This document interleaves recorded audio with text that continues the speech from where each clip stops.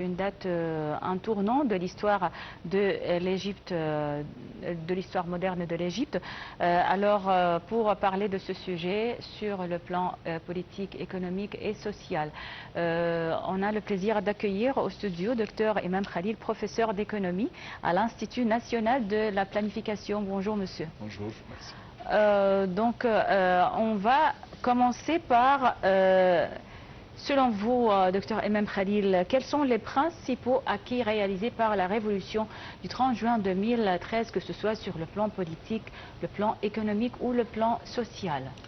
En fait, le 30 juin 2013 présente un jour historique dans l'histoire contemporaine de l'Égypte, car grâce à la victoire de cette journée, l'Égypte a été sauvée. L'Égypte a réussi de retourner envers la bonne route, c'est-à-dire économiquement, politiquement et socialement. On a l'Égypte actuellement qui est beaucoup mieux qu'avant, qui vraiment présente un exemple unique dans le continent africain pour tous les pays qui souhaitent de présenter des expériences de développement économique et social pour tous les autres pays. Oui, si on parle de chaque domaine donc en particulier, sur le plan politique, comment l'Égypte a changé, et selon vous, quel aurait été le scénario si le 30 juin 2013 a échoué? Malheureusement, c'était des scénarios catastrophiques, c'est-à-dire je n'arrive pas à imaginer s'il n'y a pas de 30 juin, l'état de l'Égypte actuelle, est-ce qu'on va le trouver comme des autres pays, comme la Syrie, comme des autres pays voisins? Mais heureusement qu'on a réussi de garder la souveraineté de notre pays et réussir surtout en termes politiques de garder notre pays unique, forte. Si on parle sur les gains après le 30 juin, bien sûr, il y avait une idéologie très claire d'autorité égyptienne basée sur trois axes principaux, c'est la politique, l'économie et le social. Si on parle sur la politique, par exemple, l'autorité a commencé de réformer, faire une réforme, une nouvelle réforme institutionnelle. Il était mis à nouveau une institution pour tout l'État, bien adapté avec le besoin de l'Égypte, avec tout ce qu'on souhaite faire pour la nouvelle Égypte, si on peut dire ça. Après, en termes politiques, bien sûr, l'Égypte, dans cette époque, son rôle dans le monde arabe, au Moyen-Orient, même dans le continent africain, il était très fragilisé. Donc il y avait beaucoup des efforts qui étaient faits par l'autorité égyptienne pour remettre l'Égypte comme un pays leader dans tout le continent. Et maintenant, on voit bien que l'Égypte joue un rôle majeur dans les zones du Moyen-Orient et en Afrique. C'est le pays qu'il est pour résoudre les plupart des conflits, des crises en Afrique, dans le Moyen-Orient, dans le monde arabe. L'Égypte, elle est toujours là. Et elle présente toujours son expérience, son savoir-faire pour maintenir la stabilité et surtout en sécurité externe et interne. Et oui, ça, c'est en termes politiques uniquement. Oui. Après, on parlera sur deux autres axes aussi. Oui, bien sûr. L'autre axe, bien sûr, c'est le secteur économique. Et comme vous le savez, donc après le 25...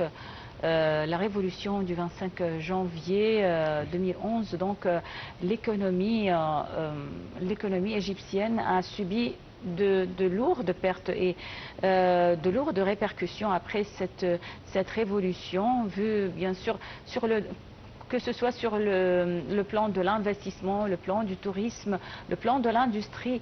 Oui. Alors, comment donc l'Égypte a pu, ou l'État a pu soulever donc tous ces obstacles, tous ces problèmes pour moderniser et pour relancer encore une fois l'économie?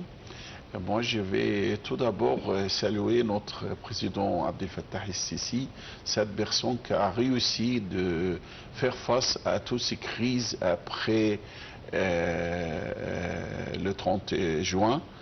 C'est-à-dire, il a réussi avec deux autres personnes de faire face à des problèmes économiques majeurs.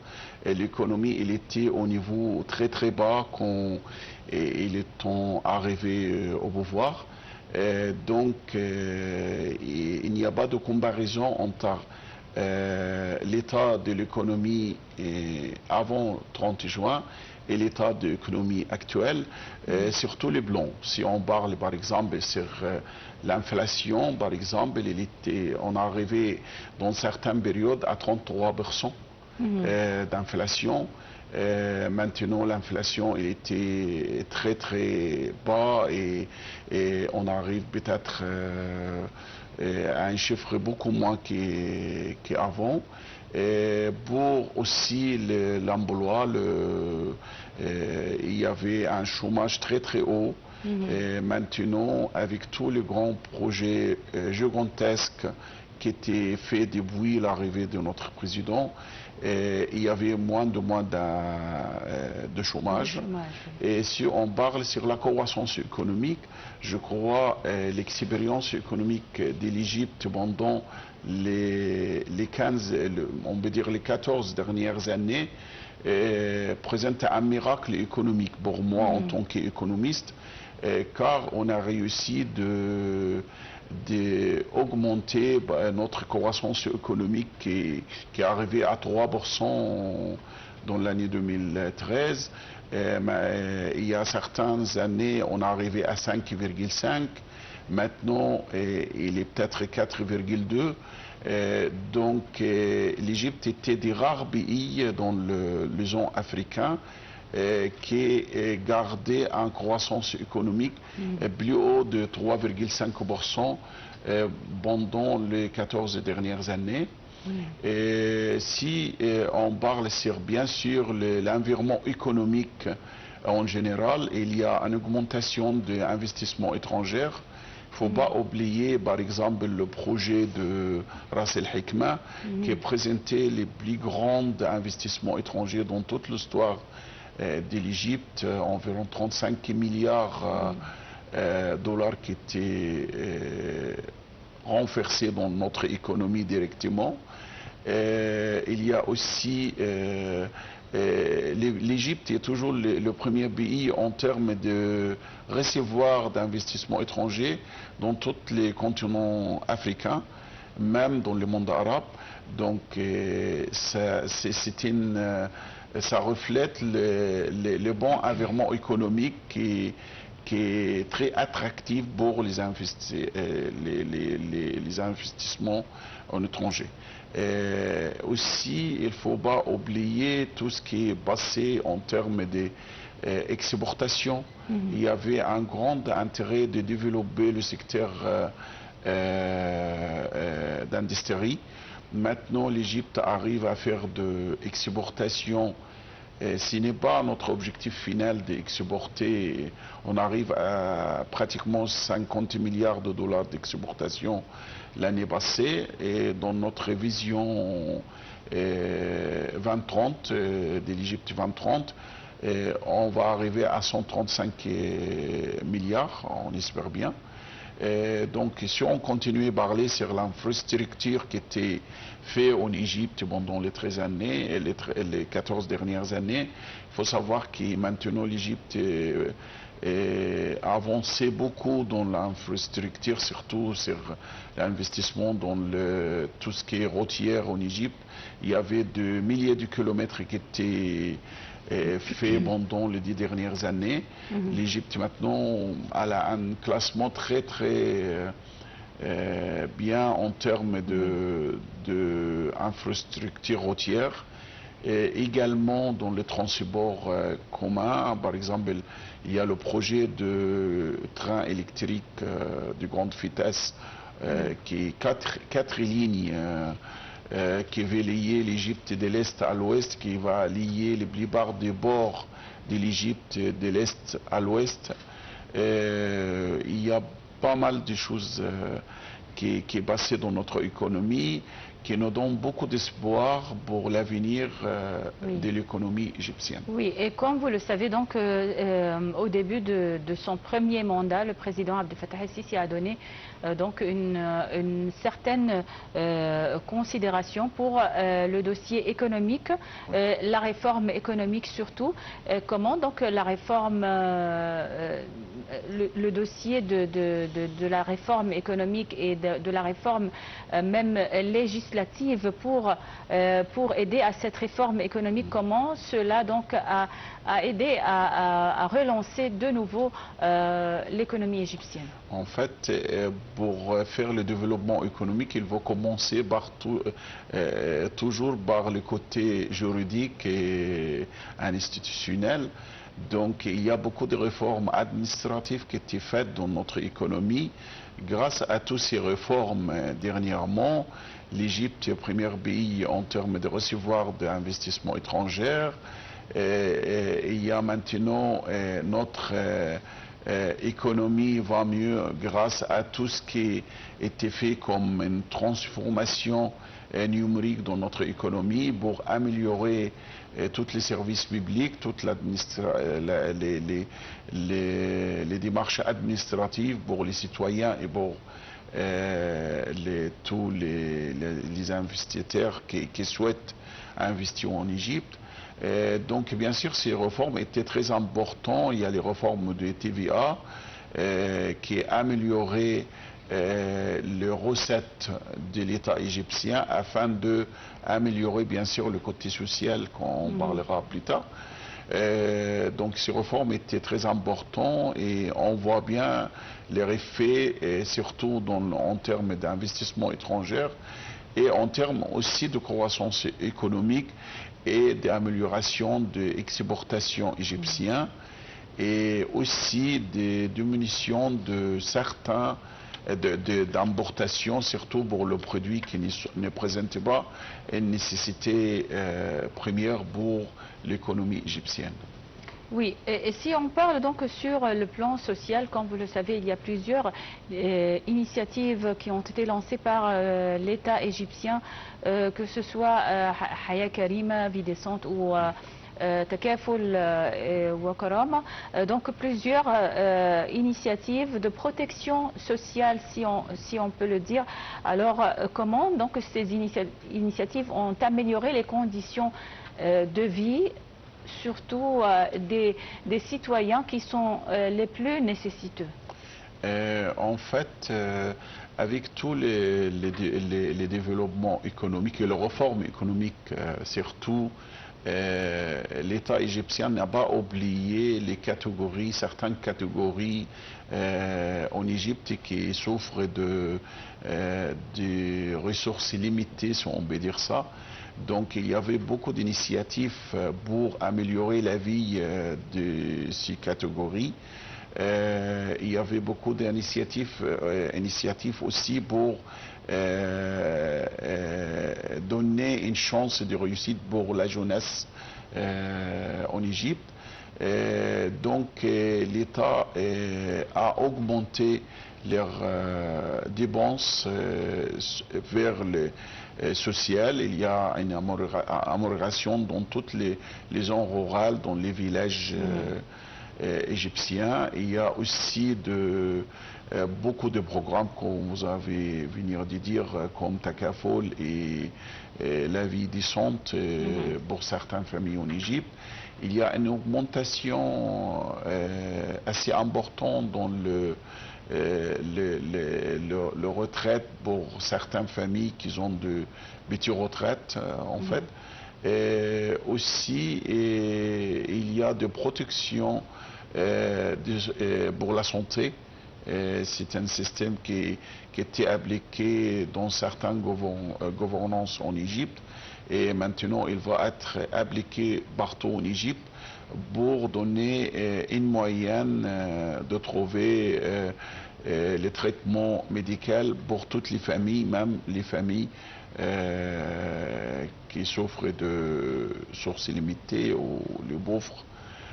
Donc tout ça, c'était très important pour l'autorité égyptienne de donner une place. Et aussi, en parallèle, l'État égyptien a donné plus d'investissements dans le domaine de développement humain, c'est-à-dire elle a dépensé beaucoup pour de nouveaux écoles, surtout l'école polytechnique et l'université technologique, afin d'avoir une génération de jeunesse qui ont les outils pour entrer facilement dans le marché du travail actuel, qui a des besoins différents par rapport avant.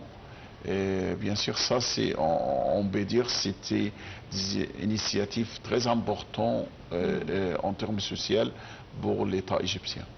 Oui, et parmi aussi les dossiers les deux dossiers qui étaient à la priorité de la présidence, c'est le dossier de la santé et de l'éducation aussi. Vous avez parlé de plusieurs initiatives concernant la santé dans le contexte du développement de l'être humain, oui, ou du citoyen égyptien. Sur le plan de l'éducation, de l'enseignement, quels sont les progrès qui ont été réalisés selon vous durant ces 13 années?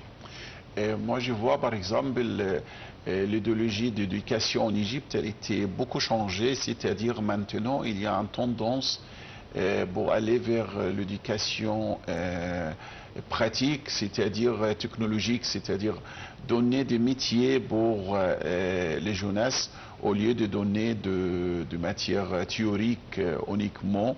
Donc le rôle de l'université maintenant, elle était beaucoup changée.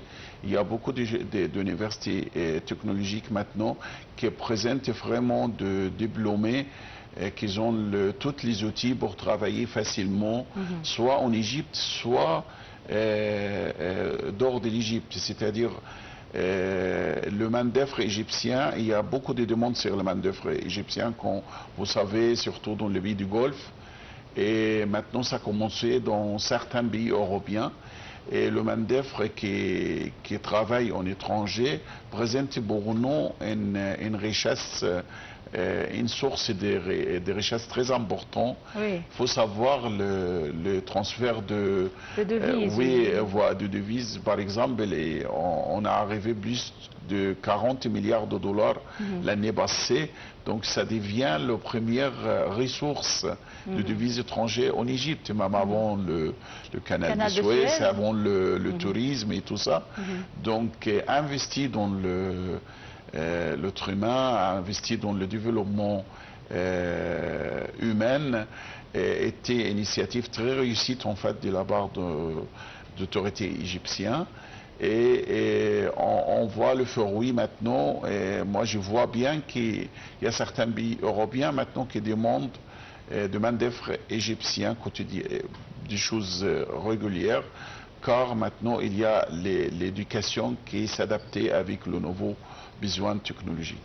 Avec le marché du travail international. International, voilà, exactement. Il y a aussi donc, si on peut dire, donc ce phénomène de nouvelles villes. Après la révolution du 30 juin, il y a plusieurs nouvelles villes en Haute-Égypte, que ce soit en Haute-Égypte ou dans le Delta. Et il y a, on doit citer bien sûr la nouvelle Al-Amin, la ville d'Al-Amin, qui était donc il y a quelques années, c'était impensable donc de penser, par rapport au problème de tous les mines de Deuxième Guerre mondiale. Et c'était une terre désertée. Alors, comment donc vous estimez donc cette transformation, les nouvelles villes, et comment ils ont contribué à l'économie égyptienne? Moi, je vais dire deux, trois choses importantes. Tout d'abord, il faut savoir que l'Égypte, jusqu'à l'arrivée de notre président, la terre agricole en Égypte, il présente environ 6 millions de faddans. Avec tous les efforts pendant les 14 dernières années, on va y arriver bientôt à 12 millions de faddans. Donc, on a doublé notre surface agricole en Égypte pendant 14 ans. C'est jamais passé dans notre histoire moderne. Ça, c'est une chose. Deuxièmement, il y avait une stratégie très réussie de la part de Vision 2030, Vision de l'Égypte 2030, de donner beaucoup d'attention pour les projets gigantesques et le grand projet. Pourquoi? Parce que ce type de projet absorbe beaucoup de main-d'œuvre et il donne de croissance économique assez importante pour notre économie, même soit surtout sur le long terme. C'est-à-dire faire de nouvelles villes de 4e et 5e génération actuelle, c'était un investissement au départ un peu risqué, mais on voit bien maintenant qu'elle a changé les donnes, elle a présenté l'Égypte comme un grand pays. Il faut savoir, avant qu'on n'utilise que 6,5% de la surface égyptienne, maintenant on a augmenté environ 11% de la surface égyptienne, grâce à toutes les nouvelles villes qui étaient créées partout en Égypte, soit en delta au nord, Mansoura, la nouvelle Mansoura, et soit même dans le Haute-Égypte, la nouvelle Assiout et El Minia aussi. Et bien sûr, il ne faut pas oublier la nouvelle capitale administrative qui, pour moi, elle a présenté un rêve que j'ai toujours rêvé d'avoir une nouvelle capitale pour l'Égypte. Comme un exemple, par exemple, en Brésil, il y a la ville de Brasilia qui était créée pour cet objectif, mais elle n'était pas très réussie comme la nouvelle capitale administrative en Égypte, qui est vraiment présentée pour l'Égypte un moyen de s'occuper à la ville de Caire, les présenter comme un musée ouvert pour le tourisme. Donc, grâce à toutes ces démarches, par exemple, le tourisme maintenant, on a touché le chiffre de 17 millions de visiteurs l'année passée. On souhaite d'arriver à 18 ou plus cette année. Et la nouvelle ville administrative, pour moi, c'était vraiment un miracle économique aussi, car un pays comme l'Égypte peut avoir une deuxième capitale qui englobe tous les ministères, tous les grands établissements importants dans notre économie là-bas, avec un nouveau aéroport, de nouveaux villes là-bas. Et il y a des estimations qu'on va avoir 6 millions d'habitants dans l'année, plus tard bien sûr, dans 10 ou 15 ans. Donc ça présentait pour l'Égypte un clé pour sauver notre économie, car imagine s'il n'y a pas de nouvelle capitale pour l'Égypte, le Caire, la situation de transport de Caire maintenant, ou de déplacer dans la ville de Caire maintenant, comment on va les voir sans cet projet, bien sûr. Et on a changé aussi, on a fait plusieurs projets d'infrastructures pour faciliter donc le transfert ou la construction de la nouvelle capitale, comme le monorail par exemple, qui transporte donc les citoyens vers la nouvelle capitale. Bien sûr, c'est ça la réussite de faire une nouvelle ville, d'avoir le transport transport qui est lié avec les anciennes villes afin de développer des zones industrielles et économiques assez importantes. Avant, il y avait par exemple certaines villes, nouvelles villes, qu'on n'arrive pas à accéder pour avoir le main-d'œuvre, c'était très compliqué.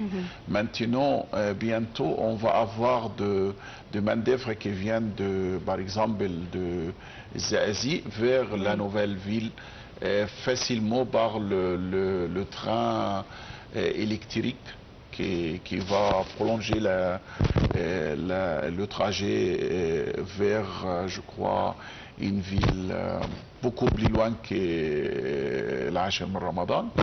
Et aussi, il y a tout le 4 lignes de train de grande vitesse qui va lier l'Ain el-Soukhna avec Marsa Matrouh et l'autre qui va lier le Caire avec Abu Simbel, un troisième qui va lier Qina avec Hurghada, et le quatrième qui va lier Alexandrie avec Port Saïd.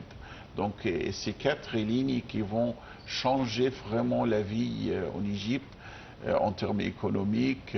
Tourisme aussi, puisqu'il y a un réseau qui lie le Caire à Abu Simbel, donc c'est magnifique. Oui, et donc ça c'est le train. En plus, dans la ville de Caire, maintenant, on voit bien la modernisation de transports communs, comme le monorail qui est lié d'un côté de l'est du Caire et l'autre côté de l'ouest du Caire, pour donner un lien entre 6 octobre et El Giza, et l'autre côté entre la nouvelle capitale administrative et l'est du Caire.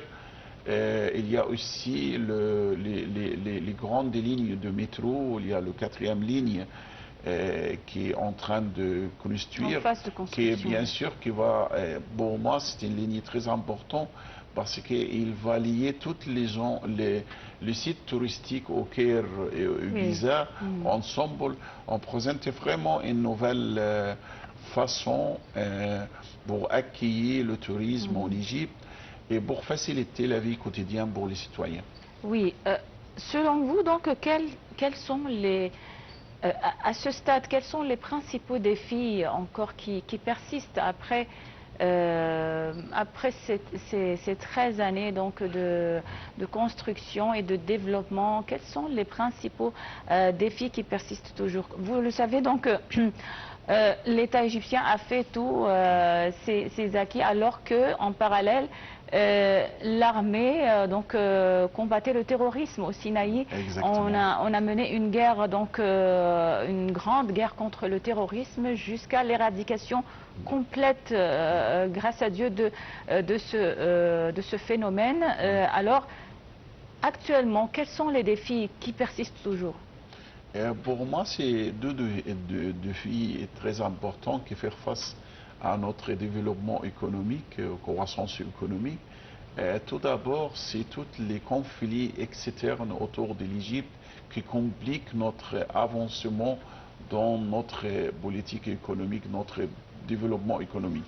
C'est-à-dire voir par exemple la crise entre l'Iran et les États-Unis affecte de façon négative bien sûr notre économie, car il diminue le passage du navire par le canal de Suez, qui représente pour nous troisième source de devises étrangères.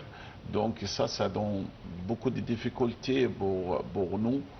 Le conflit permanent entre de palestino-israéliens qui affecte de façon indirecte le nombre de tourisme en Égypte. Et si on sort de ce côté, on va voir que les grands défis devant notre économie, c'est les dettes extérieures, car les sources de devises étrangères en Égypte ne sont pas nombreuses, donc on doit avoir une solution. Et pour moi, la solution, c'est l'exportation Et l'exportation, ça signifie qu'on donne plus d'attention, plus d'intérêt pour les secteurs industriels afin de faire face à ce défi très important. Alors, docteur Emem Khalil, professeur d'économie à l'Institut national de planification, merci beaucoup d'avoir accepté notre invitation. Merci à vous. Vous êtes toujours le bienvenu à Nahel TV International. Et donc, on va passer à un autre sujet. Et en fait, c'est notre dernier reportage de cette édition de Bonjour les